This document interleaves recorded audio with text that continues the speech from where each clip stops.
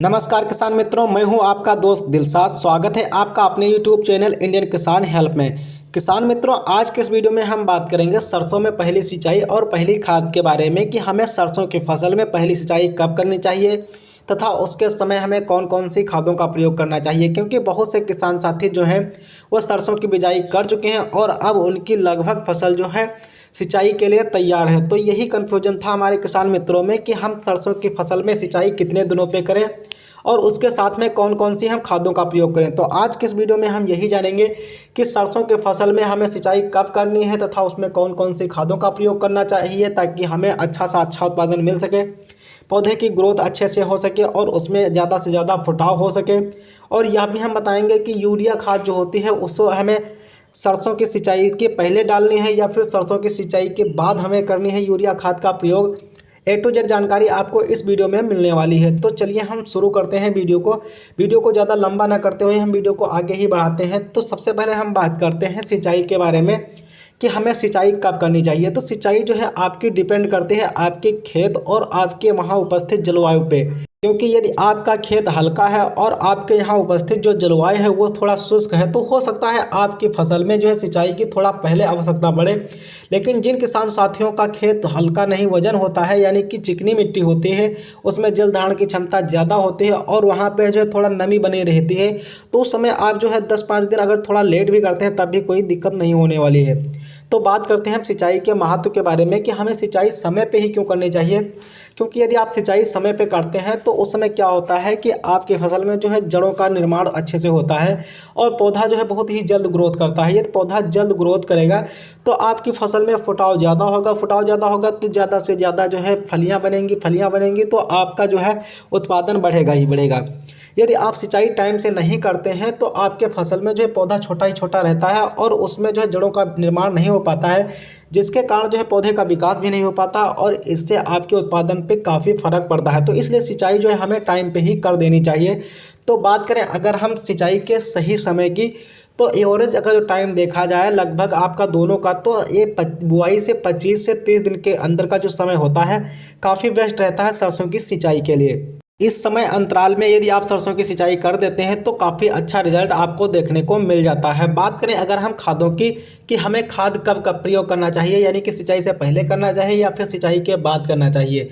तो जो किसान साथी सिंचाई से पहले खाद का प्रयोग करते हैं यूरिया खाद का, तो वो सुन लें, क्योंकि यूरिया खाद में जो है नाइट्रोजन 46% होती है। तो जब आप सरसों की फसल में सूखे खेत में ही यूरिया का प्रयोग कर देते हैं तो उस समय क्या होता है कि इसमें जो है 46% नाइट्रोजन जो होती है वो हवा में उड़ जाती है, तो आपको पूरी नाइट्रोजन नहीं मिल पाती आपके पौधों को। तो इसलिए आप सरसों में या फिर कोई भी फसल हो उसमें जब भी आप यूरिया का प्रयोग करें तो नमी में प्रयोग करें, तब आपको काफ़ी बेहतर रिजल्ट मिलेगा। तो हमारा जो है सजेशन है कि आप सिंचाई के बाद ही यूरिया का प्रयोग करें, तभी आपको सही रिजल्ट मिलेगा।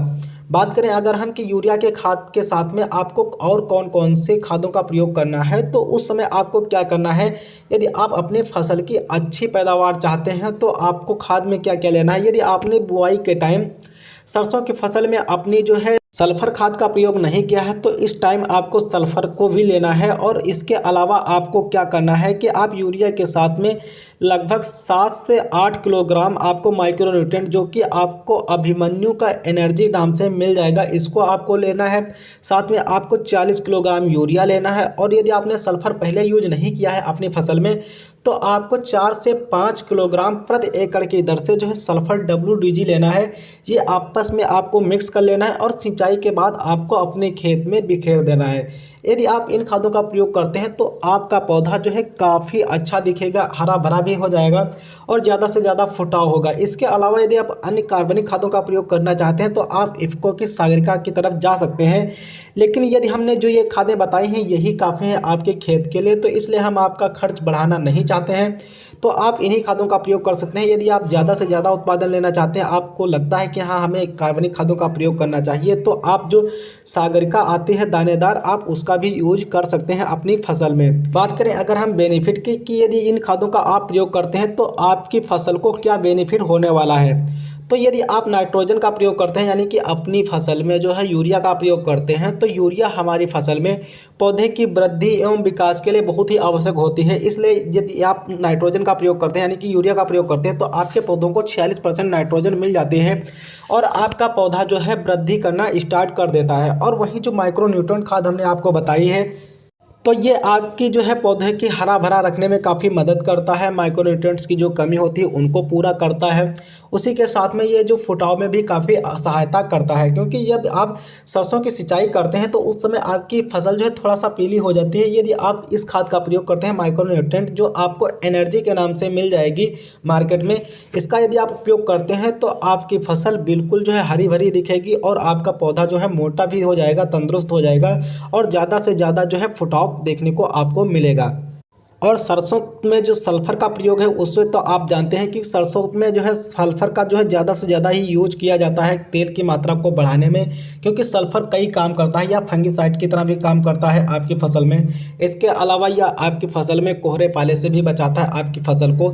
इसके अलावा यह प्रोटीन संश्लेषण का काम भी करता है, जिसके कारण आपके पौधे का भी बहुत अच्छे से ग्रोथ करता है सल्फ़र भी। तो दोस्तों सल्फ़र का तो आप यूज ज़रूर करें, चाहे आप स्टार्टिंग में करें या फिर सिंचाई के बाद करें। यदि आपने सिंचाई के समय करते हैं तब तो भी आपको बहुत ही अच्छा रिजल्ट देखने को मिलेगा। यदि आप पहले भी करते हैं तब भी आपको रिजल्ट सरसों में सल्फ़र का देखने को मिलेगा ही मिलेगा। तो दोस्तों यही सब था जानकारी सरसों की फसल में खाद और जो है सिंचाई को लेकर। जानकारी आपको कैसी लगी कमेंट के माध्यम से आप हमें ज़रूर बताएं। जानकारी अगर आपको पसंद आई हो तो आप वीडियो को लाइक करना बिल्कुल ना भूलें। तब तक के लिए धन्यवाद। फिर मिलते हैं एक नेक्स्ट वीडियो में एक नए टॉपिक के साथ।